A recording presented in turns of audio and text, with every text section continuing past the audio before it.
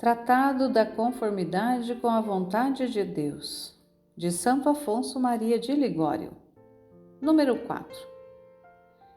Epíteto e Ato, dois bem-aventurados mártires de Jesus Cristo, quando sofreram o tormento, queimados com fachos por ordem do tirano e dilacerados com ganchos de ferro, disseram somente: Senhor, seja feita em nós a vossa vontade.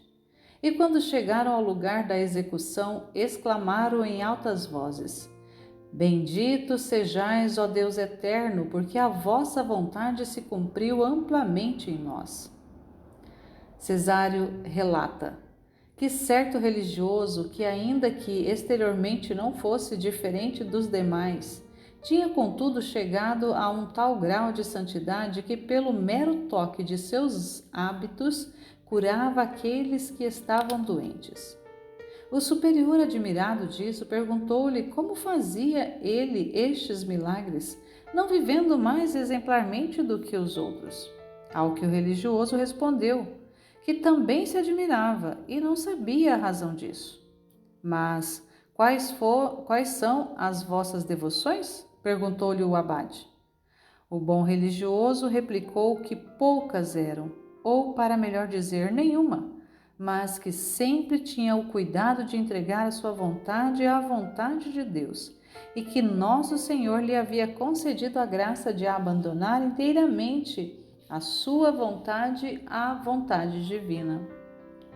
A prosperidade não me leva, nem a adversidade me abate, porque eu tudo recebo como vindo da mão de Deus. E para este fim dirijo todas as minhas preces, para que a sua vontade se cumpra perfeitamente em mim. O superior lhe replicou: Não vos ressentistes vós ontem contra o inimigo que tanto nos prejudicou, roubando-nos os nossos mantimentos e levando-nos o fogo da nossa propriedade, destruindo-nos o nosso gado e a nossa seara? Não, foi a resposta dele. Pelo contrário, dei graças a Deus, como costumo fazer em iguais desgraças, conhecendo que Deus faz ou permite tudo para sua maior glória e nosso maior bem. E por esta razão sempre estou contente, suceda o que suceder. Ouvindo isto, o abade não se admirou mais de que ele fizesse milagres.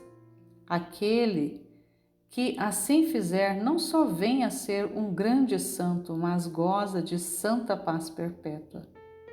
Afonso, o grande rei de Aragão, príncipe, o mais sábio, perguntando-se quem pensava ele que era o homem mais feliz, respondeu: Aquele que em tudo se conforma com a divina vontade e que recebe os bens e os males como se viessem da mão de Deus. Aqueles que amam a Deus, todas as coisas concorrem para o bem. Aqueles que amam a Deus vivem sempre satisfeitos, porque todo o seu prazer é cumprir a divina vontade, mesmo nas coisas que lhes são desagradáveis. Tanto que as inquietações se mudam em deleites pelo pensamento de que aceitas voluntariamente agradar ao seu amado Senhor. Tudo quanto acontecer ao homem justo ou o não entristecerá. E com efeito, que maior felicidade pode o homem experimentar do que o cumprimento de seus desejos? Então, quando se deseja o que Deus quer, tem cada um tudo quanto deseja, pois que, exceto o pecado, tudo quanto suceder no mundo é pela vontade de Deus. Conta-se nas vidas dos padres que certo lavrador colhia sempre maior quantidade de frutos do que seus vizinhos, e perguntando-se o motivo, respondeu que não se admirassem porque as estações andavam sempre a seu arbítrio. Como assim? Disseram os outros. Por quê? Respondeu ele. Nunca desejo outro tempo senão aquele que Deus manda. E como eu quero o que Deus quer, Ele também me faz à vontade, dando-me uma boa colheita. As almas resignadas, diz Salviano, Quando se sentem humilhadas, confessam a sua humilhação. Quando são pobres, sofrem voluntariamente a sua pobreza. Em uma palavra, resignam-se a tudo quanto lhes acontece e por isso são sempre felizes durante a vida. Se chegar o calor, o frio ou a chuva, aquele que se conforma à vontade do Senhor diz: Eu desejo que haja calor e frio ou chuva, porque essa é a vontade de Deus. Se a pobreza, a perseguição ou a doença o afligem, ou mesmo a morte, ele dirá: Eu desejo ser pobre, perseguido ou doente, porque esta é a vontade de Deus. E esta a gloriosa liberdade que os filhos de Deus gozam, a qual vale mais do que todos os reinos e principalmente deste mundo, e principados deste mundo. Esta é a sólida paz que os santos desfrutam, que excede a toda compreensão.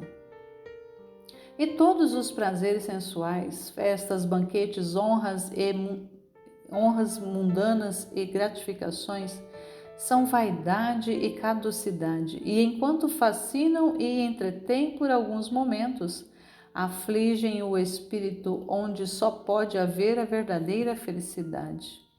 Aqui exclamava Salomão, depois de ter esgotado o gozo das delícias do mundo. Mas isto é também vaidade e vexação do espírito. O louco, diz o Espírito Santo, muda com a lua, mas o homem justo continua em seu juízo, assim como o sol. O insensato, isto é, o pecador, muda com a lua. Hoje está no crescente, amanhã meigo, amanhã furioso, como um tigre. E por quê? Porque a sua felicidade depende da prosperidade e adversidade que ele pode encontrar. E então muda conforme as circunstâncias. Mas o homem justo é como o sol, sempre igual na sua serenidade, sejam os sucessos quais forem, porque a sua felicidade está na conformidade com a vontade divina, e por esta conformidade goza inalterável a sua paz. Paz na terra aos homens de boa vontade, disse o anjo aos pastores. E quem são estes homens de boa vontade? São aqueles que estão sempre unidos à divina vontade, a qual é sempre soberanamente boa e perfeita. Tal é a boa, aceita e perfeita vontade de Deus. Porque Deus não pode desejar coisa alguma que não seja a melhor e a mais perfeita.